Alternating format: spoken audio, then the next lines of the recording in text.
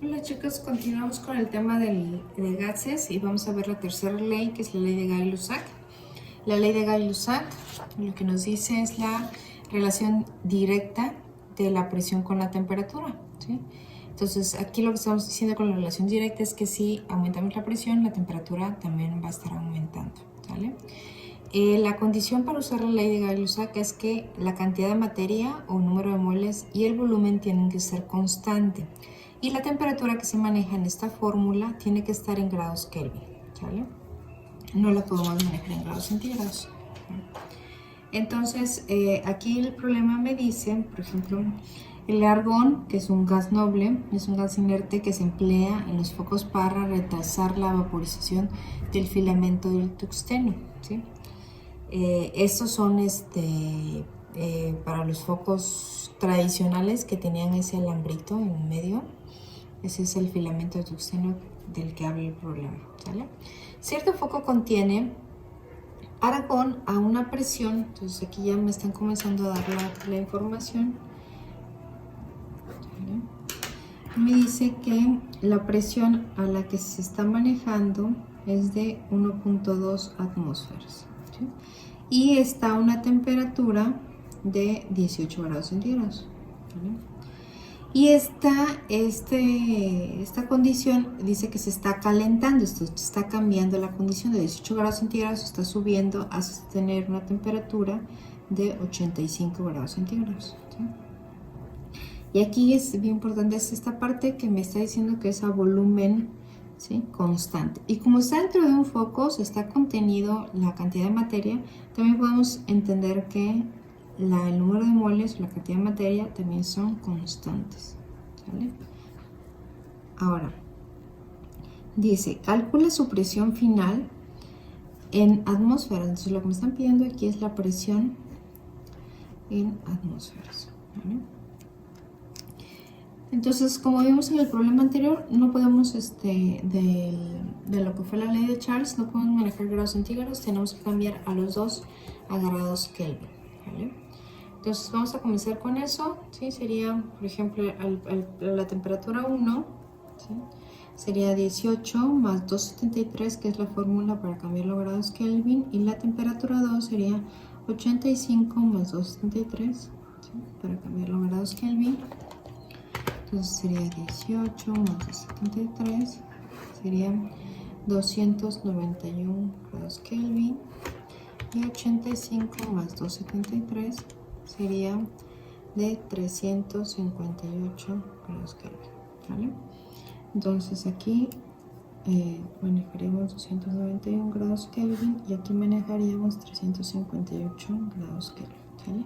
Ya no manejamos los grados centígrados, ¿vale? Nos vamos a la fórmula, vamos a manejar la fórmula de Gay-Lussac. Entonces,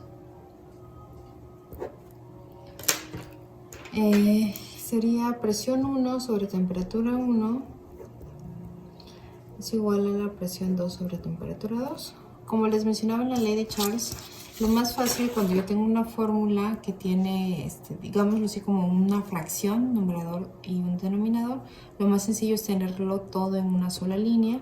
Entonces subo las temperaturas de manera inversa, se está dividiendo, pasa aquí multiplicando, se está dividiendo, pasa aquí multiplicando, y me quedaría temperatura 2 por presión 1 es igual a presión 2 por temperatura 1. Y ahora sí me dedico a despejar la que me están pidiendo.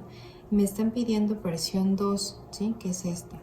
Entonces la estorba T1 se va del otro lado y me quedaría, yo una vez lo voy a voltear, presión 2 es igual a temperatura 2 por presión 1, ¿sí?, y el T1 baja dividiendo, ¿vale? Entonces esa es la fórmula que vamos a ocupar ahorita. Nos vamos a hacer el desarrollo, que es ya meter la información. Y dice presión 2 es igual a temperatura 2, que son los 358 Kelvin, por presión 1, que son 1.2 atmósferas, sobre temperatura 1, ¿sí?, que dijimos que son los 291 grados Kelvin, ¿vale? Hacemos la operación.